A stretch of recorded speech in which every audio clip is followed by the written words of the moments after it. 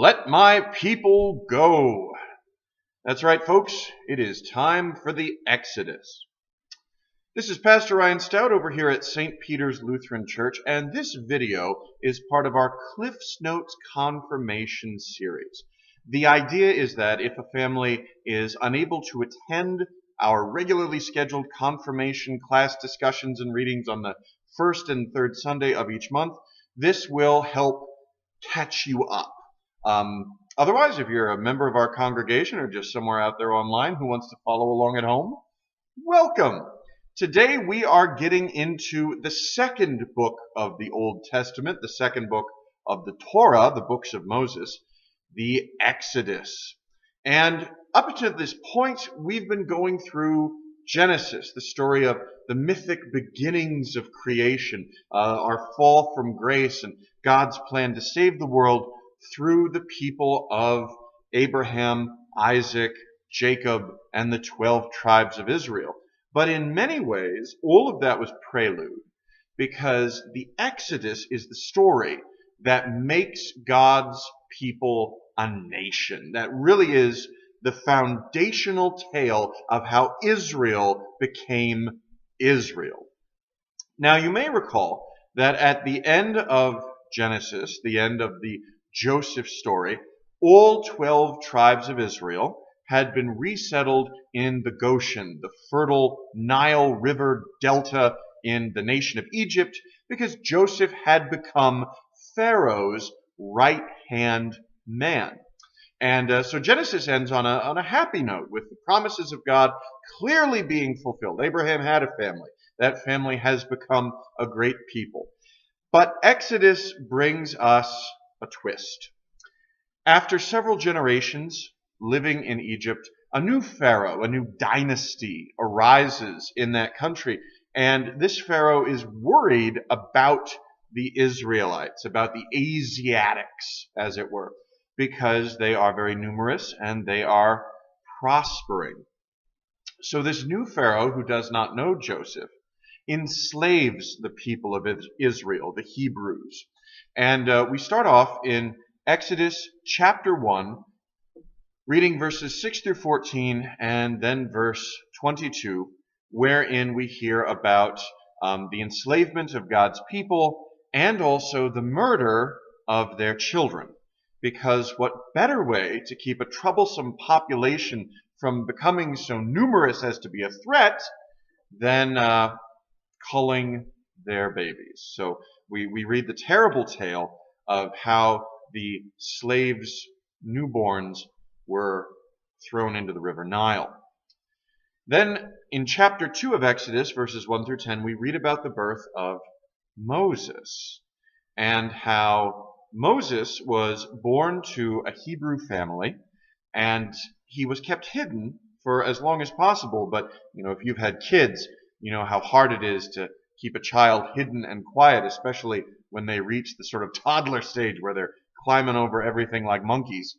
And so the story goes that the mother of Moses places him in a sealed basket so that it's waterproof, it floats, and floats him down the river Nile in the hope that he might survive, that he might be a foundling. This was sadly prevalent in the ancient world. If you know your Greeks, they would expose their infants. They would lay out unwanted children on a hillside and tell themselves that, shepherds would adopt them. And according to the stories, some did, a lot didn't. It was a very harsh, very cruel ancient Near East and Mediterranean world. But, as you may well suppose, this story has a happier turn. In Exodus 2, verses 11 through 15, we hear of how Moses, who was rescued, brought up out of the water by none other than the daughter of Pharaoh, he is raised in luxury, in royalty, as a prince of Egypt. And eventually, he learns of his origins, how he is of Hebrew blood, and at one point he murders an Egyptian overseer who is being cruel to the slaves under his supervision. So Moses has to flee from Egypt, to flee out in the wilderness, and he happens upon daughters from a tribe of Midian around a watering hole. We talked about how wells are always where characters in the Bible meet their future wives, and indeed that's what happens with Moses. He is adopted into the tribe of Midian. His father-in-law, Jethro, I believe, is the high priest of Midian, and Moses starts over a second life. For his first 40 years, he was a prince of Egypt. For the next 40 years, he is a shepherd. And as far as we can tell, he's happy about that. Now, how literally we want to take these 40 years is up to interpretation. Remember that the number 40 in the Bible is always symbolic. It always represents a time of tribulation resulting in new birth.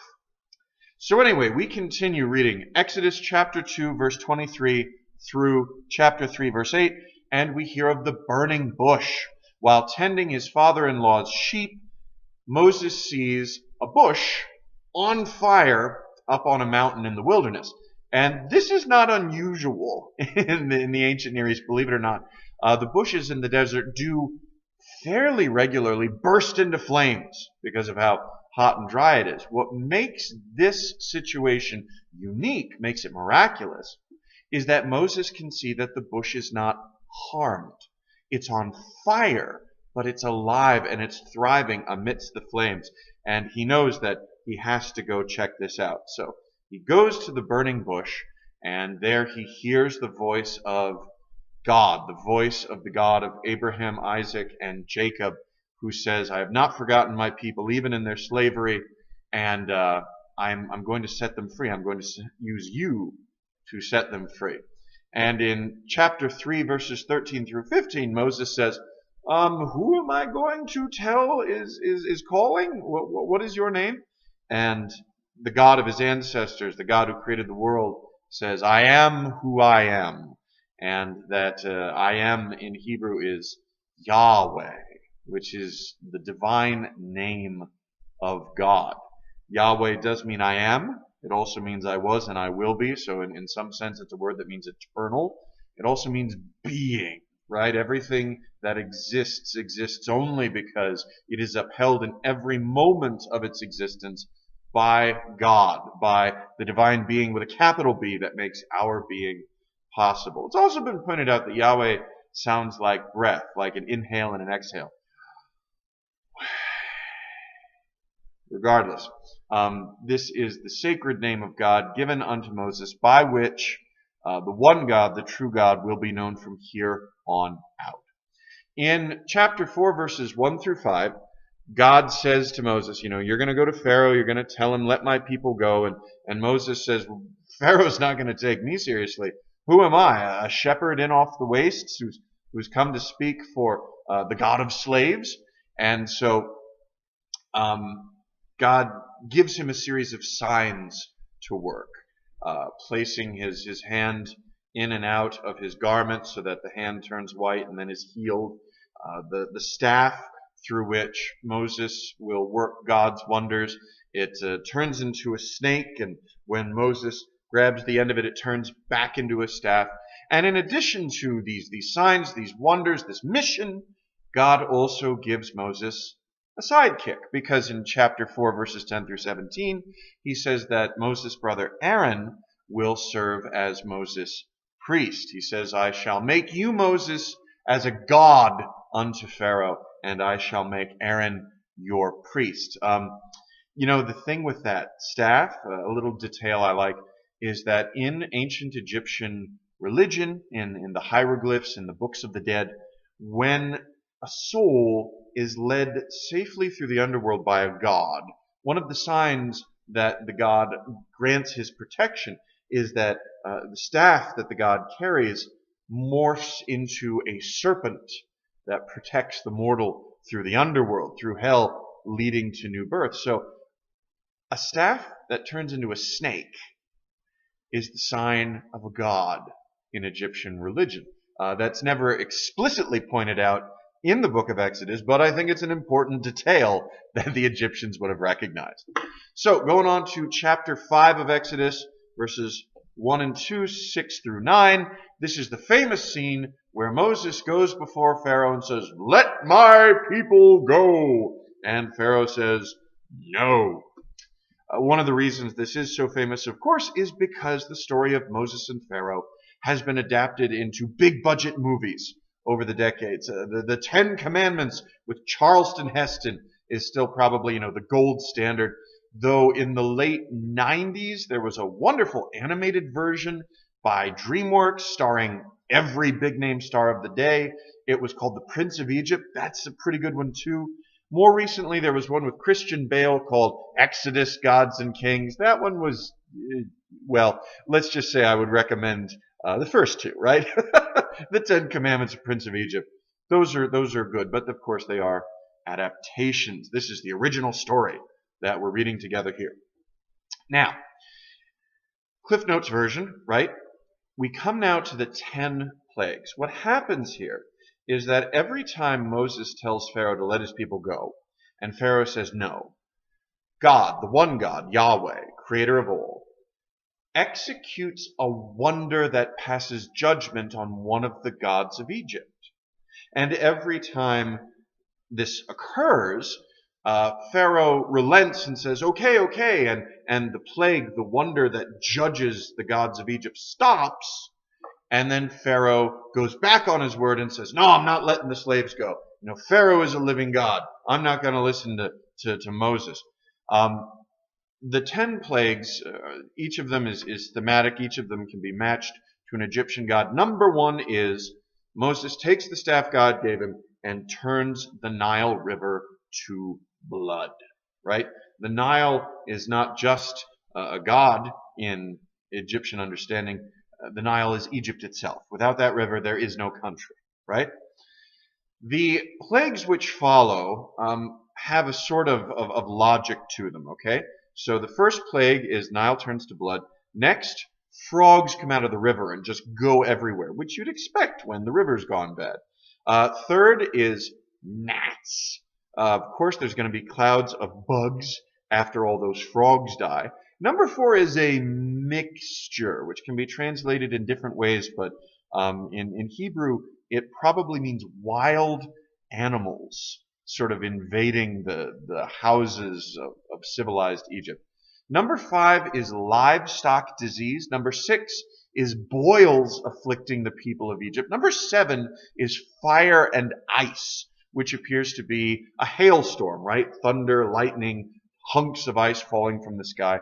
Number 8 is a plague of locusts that eat up everything. Number 9 is a darkness so thick that the Egyptians can't even see their hand in front of their face at midday. And then number 10, we'll talk about in detail in just a moment. Every one of these plagues could be seen as a natural disaster, right? Could be given a rational explanation, except, of course, that Moses declares what's going to happen before it does, and Moses is the one who then prays to God to shut it off. And the real indication that this is something beyond the normal and the natural is that the Hebrew slaves of Egypt, that is Moses' people, the people of Abraham and Isaac and Jacob, the people of Israel, these plagues don't affect them. They still have fresh water. They still have their crops and their livestock and what have you in the Goshen. And this is very common in the Old Testament, by the by. Whenever there's some sort of natural disaster that's attributed to God, there is some reason it's attributed to God. There's something strange and unusual about it that shows the hand of the Lord at work. This isn't just natural process. It isn't random or mechanical. This is the will of God working to save and liberate the oppressed. Now then, the 10th and final plague, passing judgment over Egypt. I think really this is the one that passes judgment on Pharaoh, who claims to be a living God. And this 10th plague is the death of the firstborn, which sounds very harsh, but let us remember that in ancient Egypt, the firstborn were the ones who inherited the lion's share. So they were the wealthy, the powerful, the nobles, the priests, the slave owners. Let us also remember that the death of the firstborn is in a sense a reflection of the Egyptians' own curse back upon them, because the Egyptians were murdering the children of the Israelites to keep their numbers down, culling the herd, as it were. And even then, with all of these caveats, the death of the firstborn is still to God a tragedy. God mourns the Egyptians who died because of the hardness of Pharaoh's heart. Now then, let's go to Exodus chapter 12 and verses 1 through 13. We read about the first Passover. God instructs Moses before the 10th plague, before the death of the firstborn, to have a very special meal, a meal of roasted lamb. And when the lamb is slaughtered, the blood is to be gathered and painted on the posts and lintel, that is the doorframe, of the houses of the Hebrews, and of anyone who wishes to be part of God's deliverance, part of God's covenant. The blood will be the sign that someone wishes to side with Yahweh, with the God of the slaves, over Pharaoh, the God of the Egyptians. And we are told that a mixed multitude of peoples living in Egypt, and many Egyptians themselves, they take advantage of this promise, right?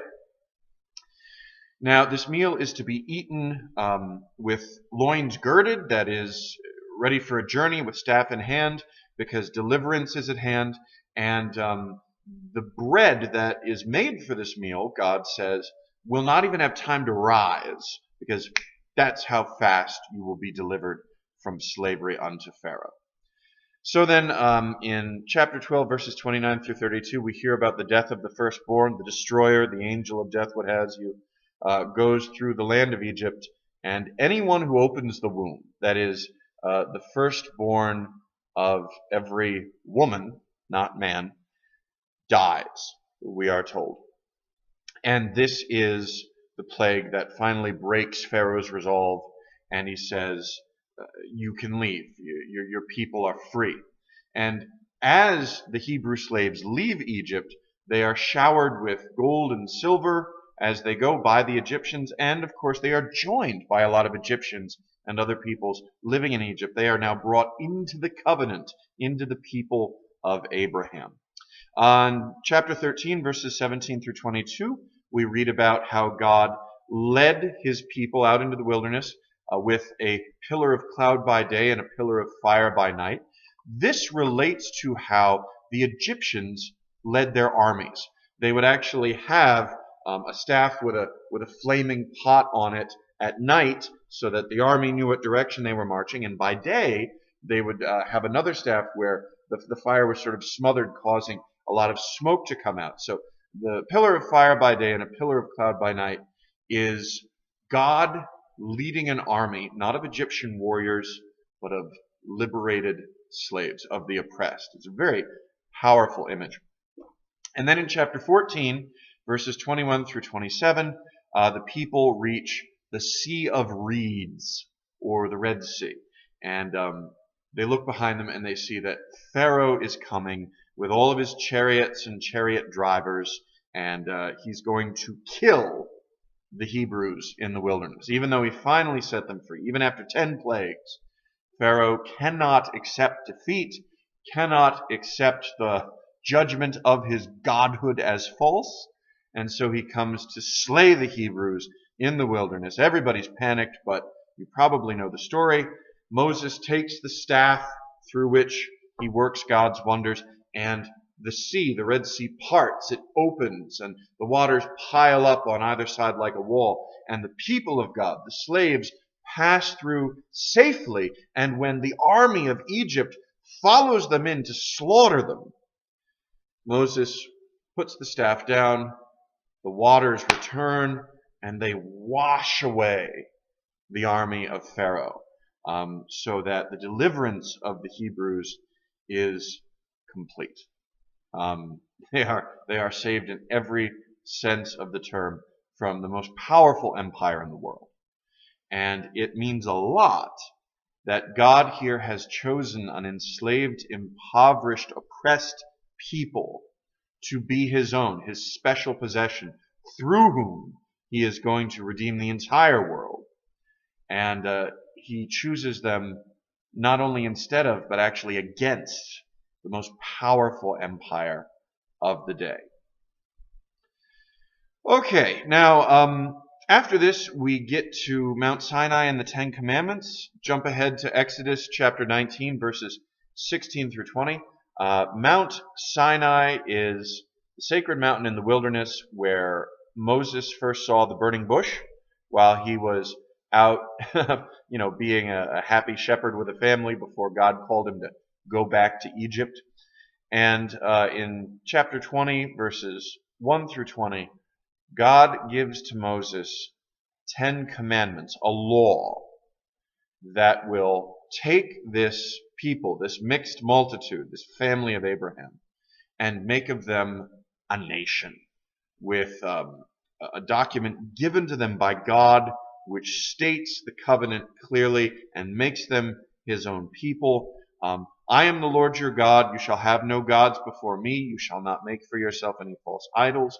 You shall remember the Sabbath and keep it holy. You shall honor your mother and your father. You are not to commit murder, nor to commit adultery, nor to steal, nor to bear false witness, nor to covet. This is the moral law that fulfills the next phase of God's promise to Abraham, right? I'm going to make of Abraham and Sarah a family. I'm going to make that family a great people. I'm going to make that people a great nation. And the covenant at Sinai, the Ten Commandments, are exactly what does that. It's what makes Israel a nation. One thing I should have pointed out a while ago, actually. Why do you suppose that a shepherd comes to Egypt and tells Pharaoh, "Let your slaves go, or I shall announce the judgment of God upon your nation"? Why do you think Pharaoh didn't just have Moses and Aaron's throats slit? Right? Why did he put up with this? Why would he allow a shepherd and a slave god to work against his power and his might? Well, I think it's almost certainly because Moses was a prince of Egypt. He had been raised in that palace. Pharaoh probably knew him from his boyhood. And if you are a living god, Pharaoh, you certainly do not want to make an example by killing off members of the royal family. They're sort of sacrosanct. This is played up, by the way, in some of those films, in the Ten Commandments, in the Prince of Egypt. And I think it also sort of sets an archetype because throughout the history of God's people, God will often use as his instrument to expand the covenant, expand the people of God beyond its previous boundaries. He will often use someone who has a foot in both worlds, right? In order to not only free his people, but bring those Egyptians who are willing into the covenant. God chooses a Hebrew slave who was raised as a prince of Egypt. Much later, more than 1,000, 1,500 years later, God will choose St. Paul, a Jew of the family of Abraham, and also a Roman citizen, to bring the Gentiles, the non-Jewish peoples of the Roman Empire, into the new covenant in Jesus Christ. He's very clever this way. Note that God always picks the oppressed, the underdog, the younger brother over the elder, the slave over the master. And note how he almost always chooses someone who has a split identity, who has a foot in two different worlds, in order to bring all worlds into God's promise of mercy. Anyway, I know that was real quick and dirty. If you're still watching, thank you for staying with us this far. Feel free to read the story of the Exodus at your own pace, at a slower pace. Let it marinate. And if you are one of our confirmation families, you'll get that opportunity to a certain extent in the Faith 5 questions for the next 2 weeks. All right, that's all for now. Go in peace, serve the Lord, and thanks be to God.